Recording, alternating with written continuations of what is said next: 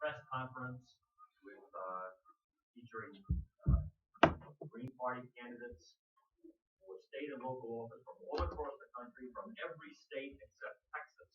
And the reason for that is we're here in Texas, and we have lots of Texas candidates. We're giving them their own special press conference, which will begin at 11 a.m. this morning. A few words about what's going on this weekend. Tomorrow morning begins the nomination process. That will start off the press conference at 9 a.m. right here in this room for presidential candidates. Currently, the nomination program begins in the theater down at the other end of the student center here. And that press conference will be about a half hour. Down at the theater. And they'll deliver speeches. We have some special things going on during the day. After lunch, we'll have speeches by Yane Bigo and Dr. Cornell West. They are keynote speakers. And after that, roll call of states. The nomination will actually begin. Following the roll call of states, the acceptance speeches by the vice presidential and then the presidential nominees. Following that, the press conference for the nominees again in this room. That should begin probably between 4 and 4:30 p.m. if things run smoothly. Now I'd like to turn the program over to David Doonan, former mayor of Greenwich, New York, and he will introduce the candidates who are speaking. David.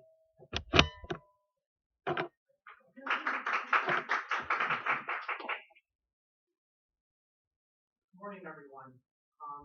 I'd like to first introduce Al Bartell, sitting here to my right, who's trying to be mayor of Atlanta, Georgia. Al?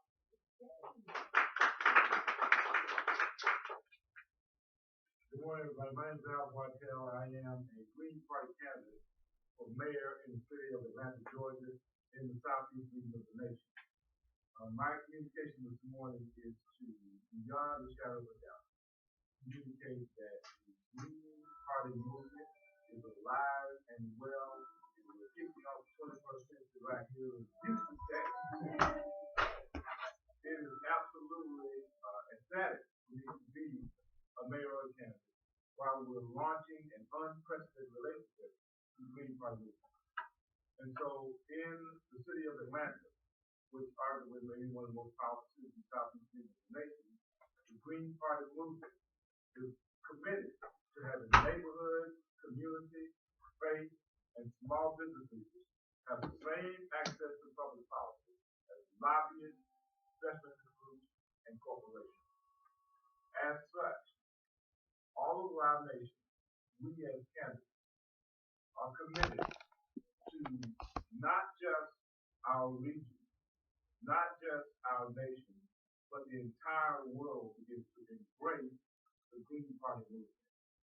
It is necessary that at the level of cities, counties, states, provinces, we communicate that we are an alternative to the corporate controlled public policy dimension. And I am absolutely ecstatic to be an example of that as a Green Party candidate for mayor in the city of Atlanta, Georgia, in the southeast region of the United States of America. So we want to welcome you here on behalf of all of us who are candidates, and we look forward to answering your questions and building the partnership with the Green Party movement here at the dawn of the 21st century.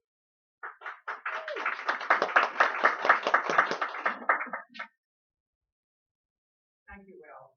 Our next speaker is Dr. Margaret Flowers. Dr. Flowers has been an activist in the Green Party for many years. She's also one of the best known proponents of single health care in the United States. And I believe that we are so proud to have her. Margaret? She's running for a U.S. Senate now. Good morning. So as David said, I'm a pediatrician. I practiced for 17 years and I left practice in 2007 to do advocacy work full time, initially around a single payer healthcare system. I'm trying to work within the system that we have, both at the state and at the national level, and that was really an awakening to me to see the level by money of both major political parties and how there really was no interest in passing policies that benefit the people, policies that people need and both want. Now we have academic studies to prove that for us, that we have a plutocratic government system. And that's why the Green Party is so critical right now, and that's why I'm running for U.S. Senate.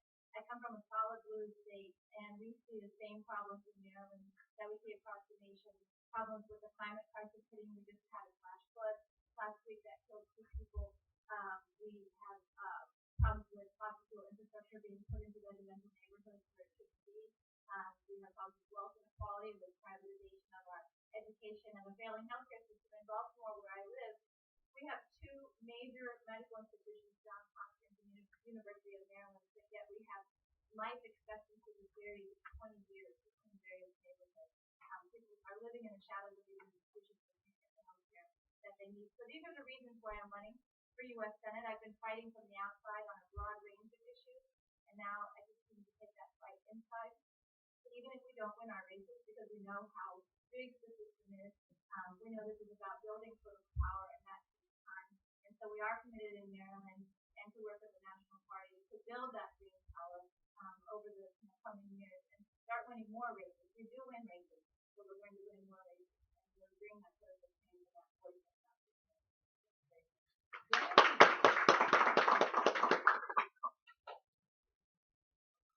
Thank you, Margaret. As she said, we do win races. I just want to point out, Scott mentioned, I am a former 2-term mayor of the Village of Greenwich, New York. In 2008 and 2009, myself and 2 other local Greens ran for local office in neighboring communities, and all 3 of us did win. So we not only run, but we win. Next up is someone who has a very good shot of being elected the first Green senator in the United States. That is Arn Marconi from the great state of Colorado. Thank you, everyone, for coming here. My name is Arn Marconi, and I'm running for U.S. Senator for the state of Colorado. I was a 2-term county commissioner in Colorado. I won 2 races. I was a Democrat. I changed parties last year in order to run as a Green Party candidate. I also ran a national charity for disadvantaged youth for over 20 years that served over 40,000 children. And I also ran a for-profit business. And I have a master's in business administration. So I know what it's like to work in all 3 sectors of the economy. I know what it's like to find solutions. The reason I'm running is because every night 60 million people go to sleep in refugee camps.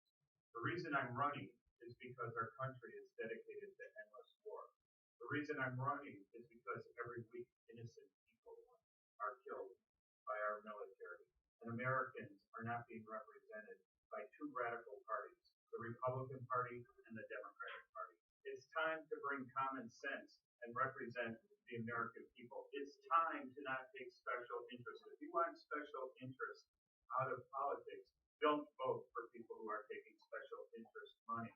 The other reason I'm running is because as a Democrat who was able to get behind the magic curtain, I saw what it was like. I've been in major fundraisers in Aspen and Vail with Bill Clinton, with Nancy Pelosi, Dianne Feinstein, and others. And the gentleman I'm running against, a Democrat, has taken over $12 million. 80% of it is coming from outside of the state of Colorado.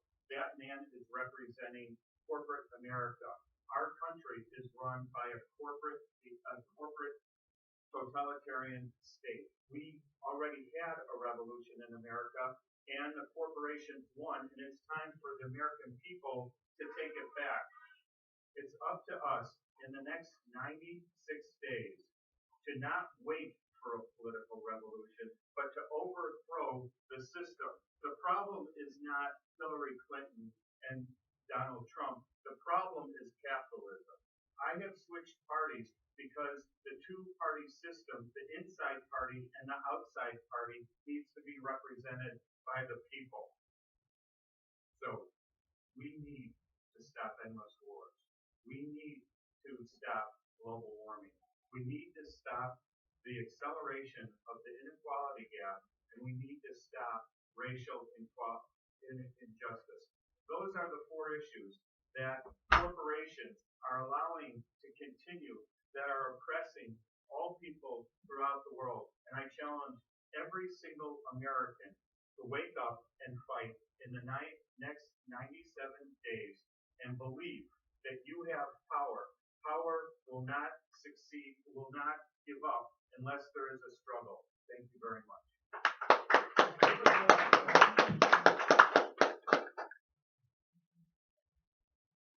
Thank you, Ryan. There's been an explosion of interest in the Green Party since Bernie Sanders decided to endorse Hillary Clinton. But that doesn't mean that we have not been growing in years past. We've certainly seen that in the great city of Baltimore. A lot of that growth there became growth because of the tragic death of Freddie Gray. And we've seen that within the Green Party. This year, we actually had 3 candidates running for primary office for mayor of Baltimore. And we have the winner with us here today, a very impressive young man, Joshua Harris.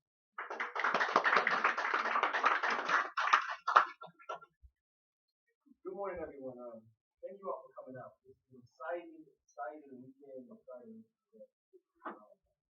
name is Joshua Harris. I'm a candidate for mayor in Baltimore City. I think the nation has really been watching Baltimore for the last year, several months. We saw all the media headlines. Baltimore was on fire last April. The reality is that Baltimore was burning a long time before that. And it was due to ineffective policy, neglect, divestment. I believe that the single greatest issue is distribution of capital in Baltimore City. Who controls it? And in Baltimore, just like you see on the national level, unfortunately, it's the corporate interest that has led to 40 and 50 years of neglect in East and West Baltimore that caused people to rise up last spring. And so, in that, every single day, that's the work that I'm doing to counter what has been put in place to hold down, ignore, and not let the voices be heard of the many, if you will, in Baltimore City.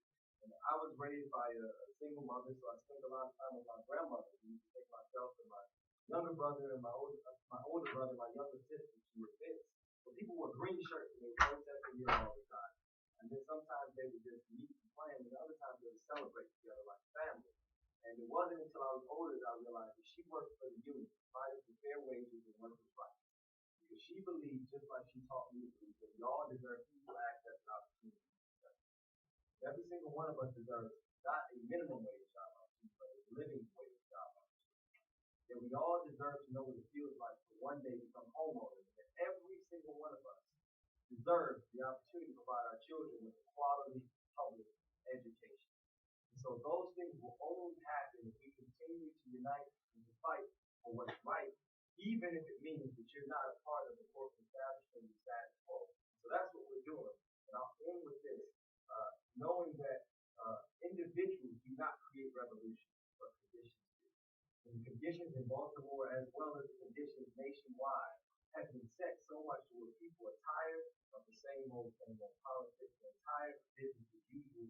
And right now is the moment where we're seeing the opportunity for people to really stand and do something totally different than what we've seen before. And so this week is an exciting week to be here in Houston. Excited to see the presidential nomination come forward from the Green Party. Excited to see the Green Party grow. And most importantly, excited to see people take a stand for what's right, even if that means you're breaking the status quo. So again, thank you. My name is Joshua Harris. I look forward to spending the rest of the next few days.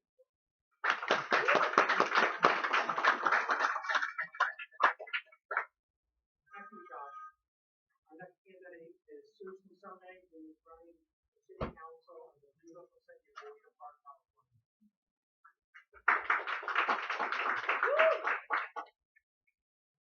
Hi.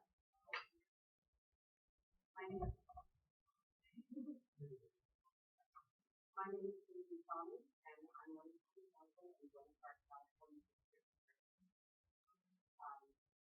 Everyone's talking about the global issues that we're experiencing, including climate catastrophe, social and economic inequality, and a growing frustration with pushing the agenda that we have all of us.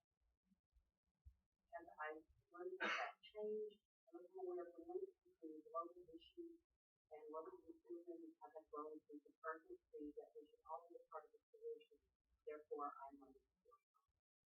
I have spent the last greater than 35 years in the IT industry and become very I have served on the Blank Collaborative, been selected for the Food Advisory Board, the Homeless Committee, and I'm working with the Animal Poverty Task Force to help homeless issues in Orange County. I've become a homeless advocate and I'm working to help in the I am committed to grassroots democracy, and I hope to combine my experience in IT with that, take advantage of these sorts of tools that have been created to allow people to participate in democracy via the internet. So my campaign is building a grassroots movement of committed residents locally to take advantage of these tools and to become passionate citizens. I'm a child of the 60s. National elections mobilize a vast swath of people who normally don't vote in local elections. So we have an unprecedented opportunity right now. I've never seen a national election like this one. And so that's why I'm decided to run. Thank you very much. I look forward to participating with everyone, including Connie, and I'm running for the council and going to start.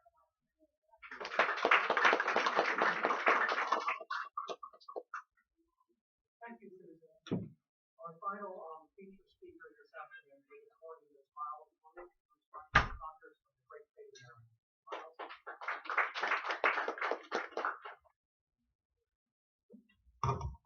Good morning, everyone. My name is Miles. I'm a run for Congress in Maryland. I'm a veteran public school teacher. I'm a member of the Badass Teachers Association. We're a baseball team, 50,000 plus. We're fighting the corporatization, the privatization of their public education, and taking on all those threats that are coming at us from the Democrats, the Republicans, and the media. I'm also a union member for the NEA, but also with the National Writers Union, which is an affiliate of the United Auto Workers. Capitalism is the root cause of so many of the problems that we have today. Our environment is making our life soon uninhabitable, the earth uninhabitable, from ozone pollution, fracking, the poisoning of their water supply, from GMOs, from animal antibiotics, the problem with the barbarous and inhumane treatment of their livestock, the depletion of their aquatic life in their ocean. These are all direct results of capitalism, something we need to take on. No country on earth in our history has been so aggressive as the United States with regards to the state of the natural resources of other countries. The U.S. seems to believe that it must control the monetary system of the world, and if it does not comply, we will brutalize their country and steal their resources. We see Iraq, we see Afghanistan, we see what we're doing with our proxies in Yemen, we see what's happening in Honduras and Ukraine. It's something that needs to stop immediately. Domestically, black lives do not matter for the Democrats and the Republicans. I'm extraordinarily impressed with Michelle out there in the community as well. Although clearly identifying how African Americans are specifically targeted because of the injustice, there's also the economic side of it. We see that in a capitalist society, it requires an underclass in order to keep wages low, get rid of the unions, and make life so difficult for people that they are only focusing on surviving and not fighting back those that are oppressing them. Under the Green Party, for decades tomorrow, we will become the largest national anti-capitalist and eco-socialist party in America when we pass an amendment that declares ourselves as such. I'm running not just to have the Green Party strengthen, but bringing other people from other districts as Greens running for the party to strengthen the party nationally and throughout the state. We need to work with the Democrats and Republicans and others on issues, but we do need to see that we must be separate from them, independent from the Democrats especially. We have to American people know that we have their back when the Democrats and Republicans have the back of the corporations and the industry.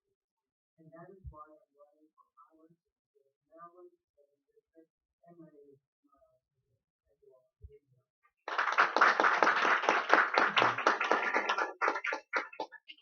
We have some other candidates. We have some other candidates with us here this morning, and I'd like to introduce them. Rob Sherman, running for the U.S. House in Illinois. What district, Rob? I'm running the 5th District of Illinois, which is Chicago. 5th District, Chicago. Right, northwest side, O'Hare Airport, the suburbs. I'm a capitalist, and I'll have to tell you why I'm a capitalist and why socialism will destroy this party and destroy life. Also, Constance Goodell Newsom, who's running for state representative in Ohio, 18th District, which is downtown Columbus. And also Aryaksha Gregor-Knauer, running for state representative in LD1 in Arizona. Where is that in Arizona? Okay, that was the high desert, Yavapai County, big district, but not so big. Okay. And what we'll do now is we will entertain questions from journalists and all of the candidates, those who spoke and those who I just introduced, and participate in the Q&A. And following that, we'll gather all the candidates together for some photographs. So, any questions? Yes. I wanted to know if the candidates could speak maybe just the one very most important thing that the viewing public can do to assist their campaign. The one most important thing that the public can do to assist their campaign. If they're curious about that. And I will just leave that open. Come on up and tell us. The one thing that the viewing public and the public can do to assist my campaign and others is to go to our website, bartelformayor.com, because the internet and technology plays a part in communication for the viewing public, and the website is a great way to do that. Additionally, the Green Party website is a reference point that can establish the Green Party movement. So the viewing public can go to our individual websites together, and the Green Party website, and that would be one of the most critical things viewing public. GP.org. GP.org is the Green Party website. If I could just add to that, I would tell the viewing public that the best thing that you can do is to vote green in 2016. There's confusion out there. People are confused by our political system. They don't understand that you don't have to be a member of the Green Party to vote green. In the general election, this November 8th, everybody can vote green, no matter what your party is. People have to remember that we only have 96 days left. Aristotle talked about happiness, and in society, everyone has a duty to be active right now. We are running for office. That's our call. Everyone has to listen to their calling right now, because this is a historic election. This is an opportunity for us to take back democracy. So it's not just voting, it's about taking some time every single day and investing in your children's future. We have passed the point of no return on global warming. We are killing people right now. The inequality gap will continue to accelerate. So it's a moral issue for all of us today, tomorrow, and until November 7th to be in action in any way you can. You'll find it in your heart. Open your heart to love and compassion. My name is Arn Manconi, and I'm running for U.S. Senate in Colorado. ARN, last name MENCONI.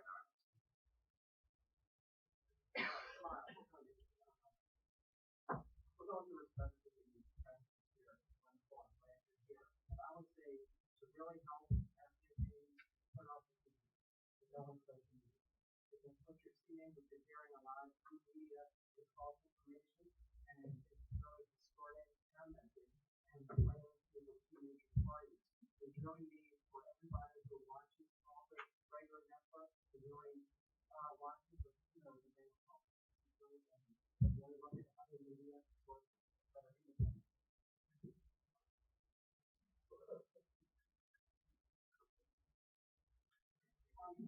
unfortunately, students body when it's hard to possible.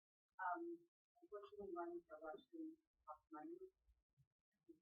The most important thing that people like to do is donate. The Green Party is the one party that does not accept corporate donations.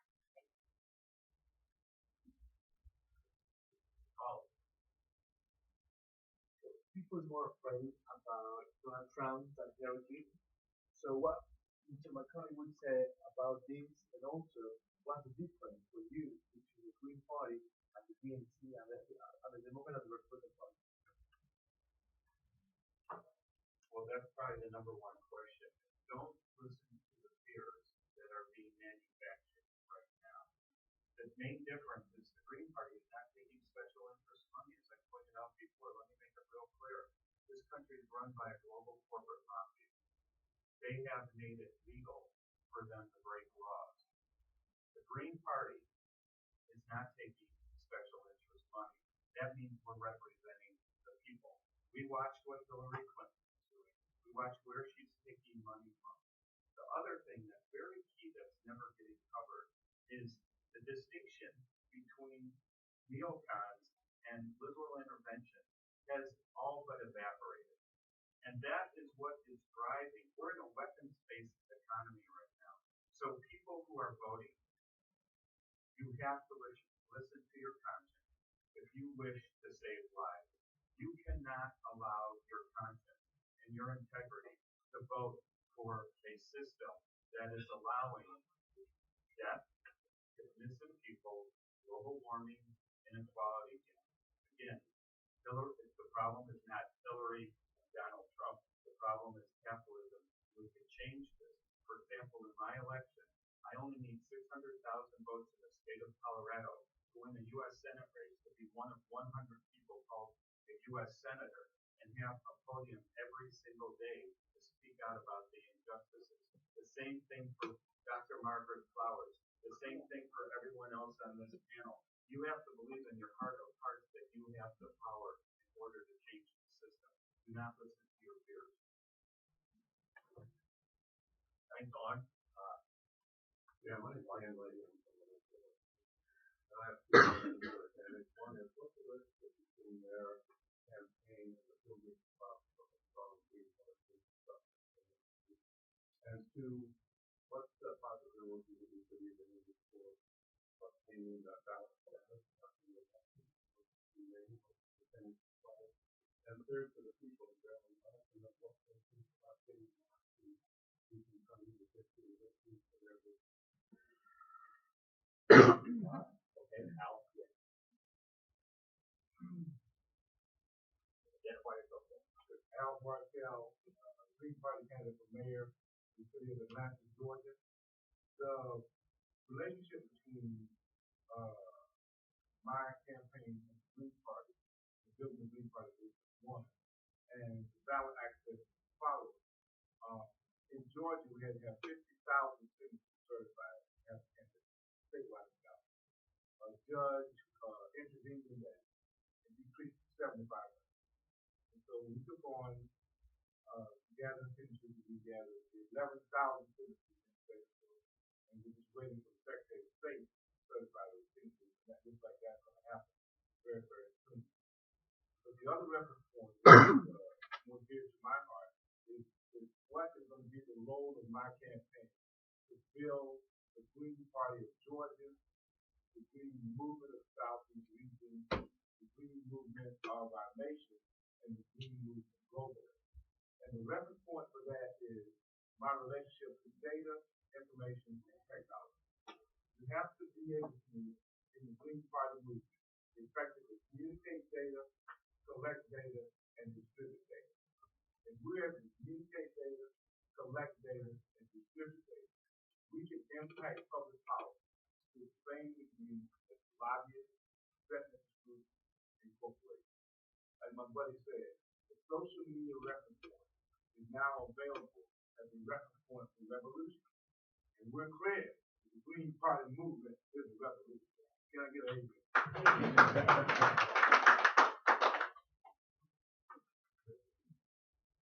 Rob Sherman, Green Party candidate for the 5th District of Illinois, which is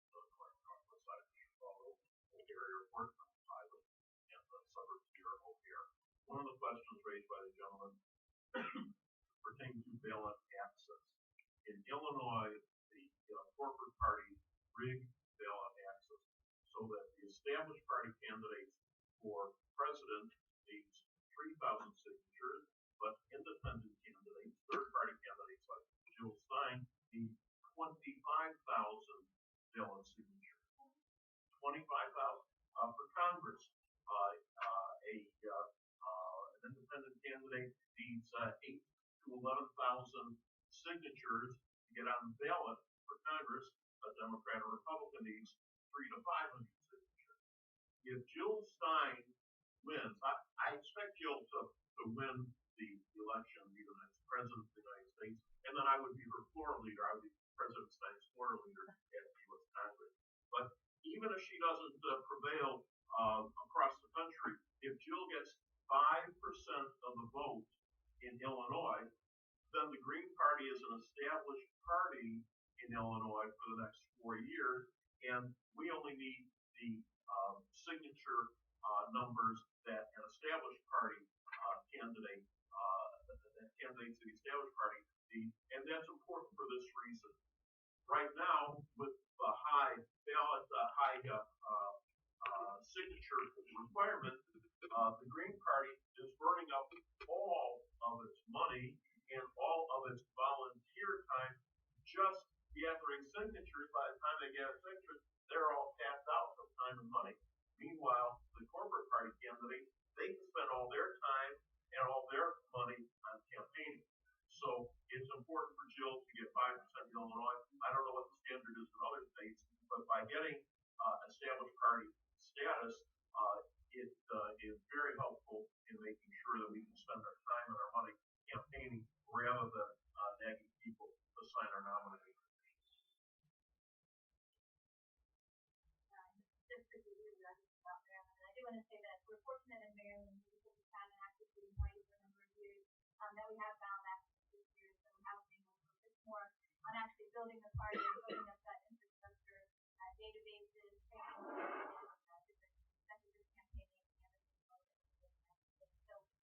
that's been our focus this year. We're really lucky to have 5 people running for the House. My Senate race, that's Joshua running for mayor, someone running for president of city council, and 5. So we have a good number of candidates this year, and we're working to support each other and build up this fund campaign. Build up that database is fundamental for Democrats have actually been building a database. We have a long way to go to get this. Amy Raskin, I've known him for a long time. He's a Democrat of Democrat Party, Democrat in Maryland.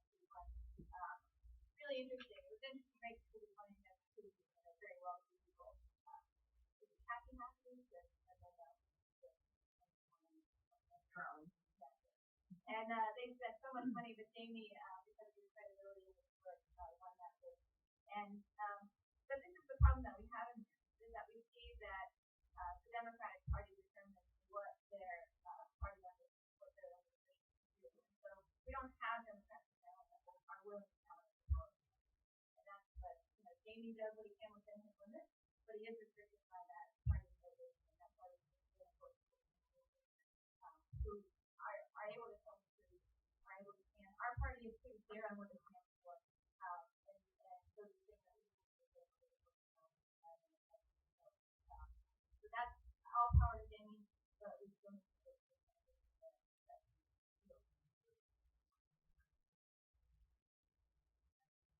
Before we take the next question, let me invite the candidates who have not had a chance to come up here and speak. You're invited to answer questions. We'd love to hear from them. Any further questions? Yes. Yes, I'm Lee McQueen from McQueen Press, and we just recently got news that Jill Stein will be doing a town hall with CNN on August 17th. And I'm curious if any of the down ballot candidates have also achieved television exposure. If you have, how did you do it? And if you haven't, do you have a plan to get yourself in front of people who are not on the internet? Come up, tell us about your successes in getting into the media or difficulties that you've had in getting media exposure. Rob Sherman, the 5th District of Illinois from Congress. I'm a retired radio talk show host. I did morning drive on Chicago radio. The microphone and I are best friends. So because of my prominence, I get all kinds of media. I also happen to be the most prominent atheist in the history of Illinois. I've fought numerous state church separation battles. So I've been involved in, I've been getting press coverage on that and my number one campaign plan, which is secular government for all. Remove the anti-atheist religious graffiti from our money. Remove the anti-atheist religious editorial from the pledge. No more God on the money, no more God in the pledge. Eliminate Christmas as a federal holiday, which it turns out a lot of Christians support that concept because they want to put Christ back into Christmas. They can't do that if the federal government is involved. The government's involved. It's got to be bland and generic and secular. Christians want their holiday to be religious. So a lot of Christians have supported that. So the bottom line here is not only I'm not only getting coverage because of my fame, but I'm also getting coverage because I'm advocating for positions that nobody else is advocating for. There are atheists and seculars across the country who've been pleading for 50 years for a candidate to run on that kind of a platform. Well, great for the campaign contribution.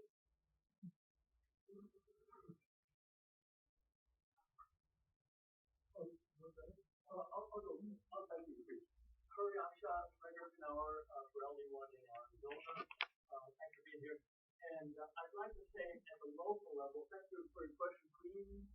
Yes, Queen the Queen. In Arizona, in the Phoenix market, believe it or not, it was the Fox affiliate that invited us into the studio for question and answer and actually aired and then put on the computer to, I'd like to echo what Miles and Al are recommending, reminding us to use social media and also the taxi nonprofits, including the churches, etc.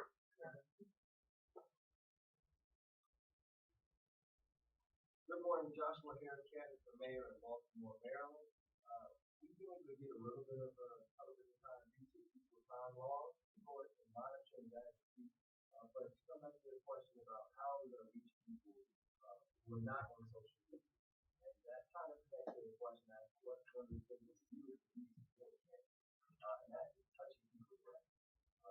If you're watching wherever you are, I guarantee that someone's brain is really volunteer not going to get out and hand out register, touch people, right? That's the way to get word out, build word out.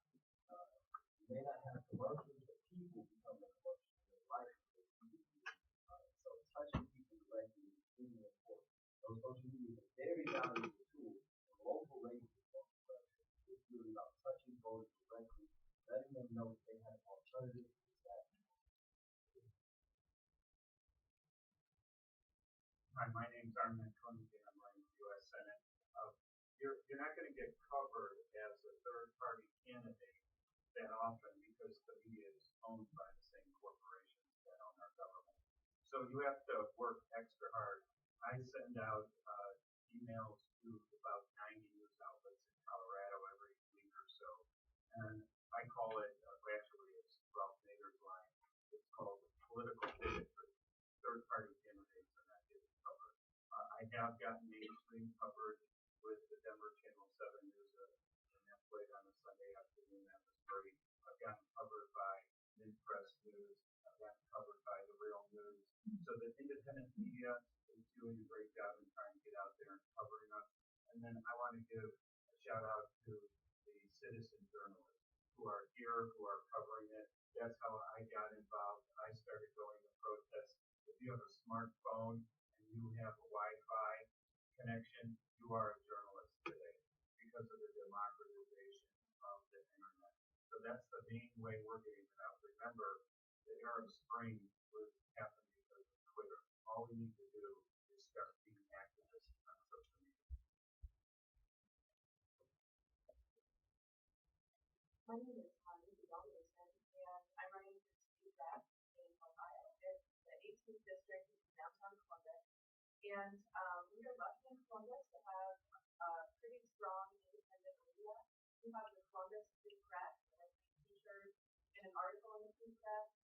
And we also have community radio station, WCRS is the community radio station, and WGRS is Amigo 7X radio station. Those are two radio stations we have in Columbus. I have also been interviewed on those radio stations. Another thing that I would say is that we do have ballot access in Columbus.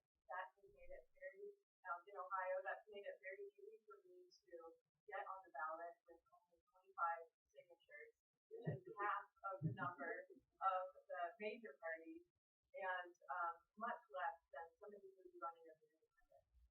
So as an official candidate who's on the ballot, and we have our official party status, I have received a lot of questionnaires, including from the Columbus Dispatch.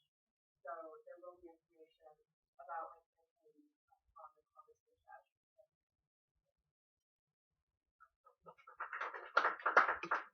Thank you. We'll take one more question. Yes. Yes, just here at NPR. What are some of the candidates we talked about? If you've seen an uptick of interest maybe since the DNC or over the past month, and maybe former supporters of Bernie Sanders coming in to find volunteer work during it.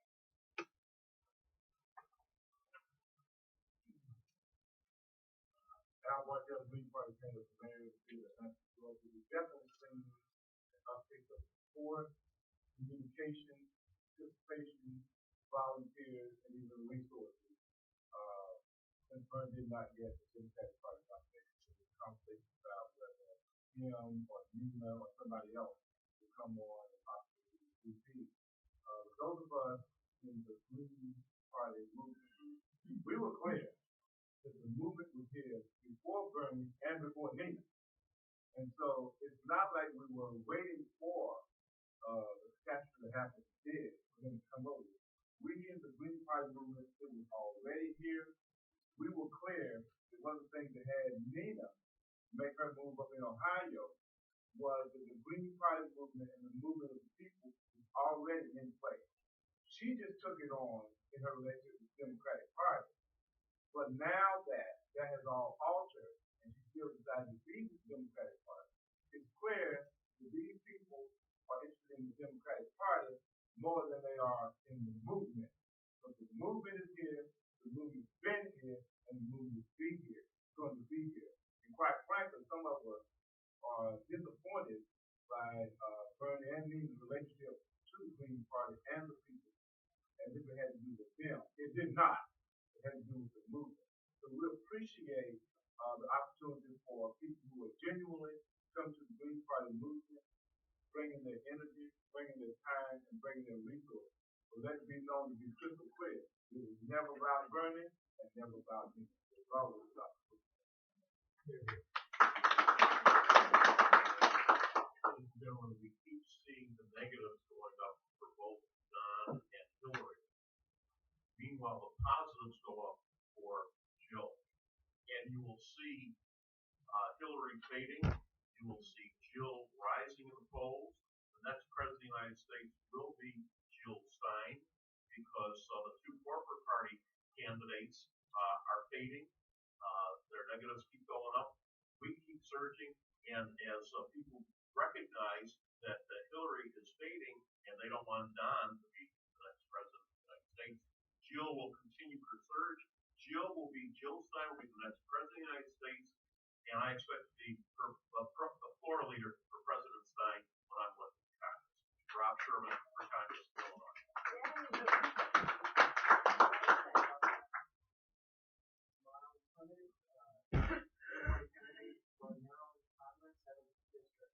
I think all of us go on Facebook, we're all on Facebook, and we're all seeing so many people coming to us saying, I was a Bernie supporter, I was a Democrat.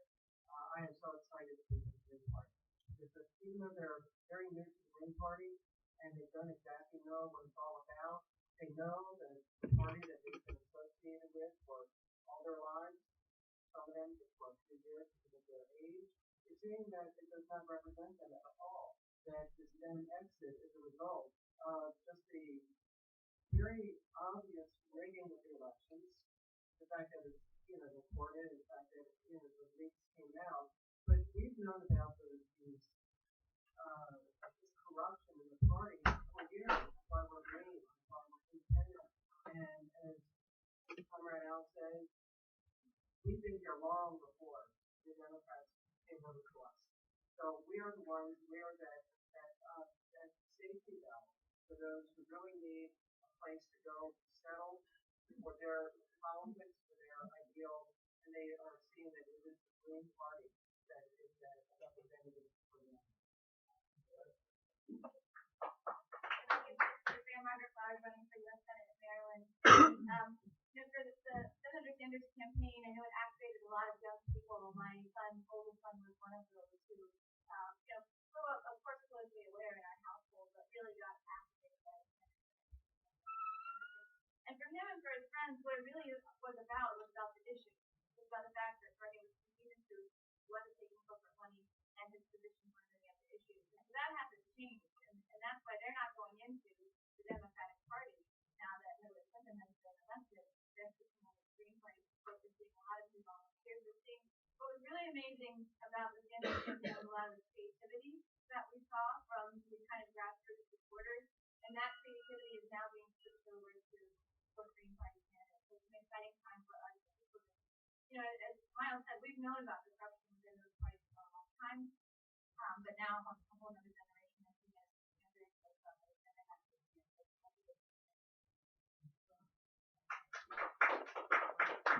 Again, I'm Antony, U.S. Senate, Colorado.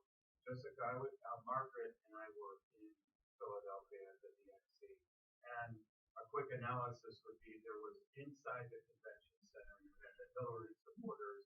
When Bernie endorsed Hillary Clinton, there was a fracturing inside of the Bernie press, and you could feel it because people left. And they came out into the street where we were protesting, and there was this 6 stages of death that you were watching them go through. And if you have some gray hair, you know what that feels like. When somebody for the first time is waking up to the fact that they thought they put everything behind the political revolution. And I don't know how you move the goalposts back on enough is enough. But when they saw that, they came out and they started switching parties for the Green Party. And people started following us because we were filming what was going on and we were reporting because the mainstream media was not out in the streets filming the different protests that were going on. So every time there's an event, if it's the WikiLeaks release of the emails with regards to the DNC, if there is a state convention where the super delegates are backing Hillary Clinton, I'm watching. I've traveled all over the state 3 times. That's thousands of miles in a state like Colorado, and you see people just saying, "I can't take it anymore." Every day on my social media, I've switched parties. I joined the Green Party today. I'm unaffiliated. I'm not going to vote for the establishment.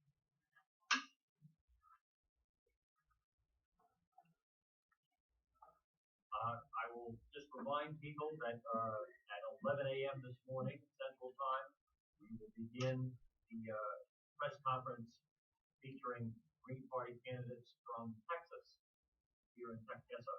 We have the candidates all together. Oh, I was going to do that. Sorry. So please join us here at 11 a.m. at the Student Center here at the University of Texas, University of Houston, at the Green Party National Convention. And finally, I'd like to gather all the candidates together here in front of the screen, take photos and do whatever. And please, I invite you to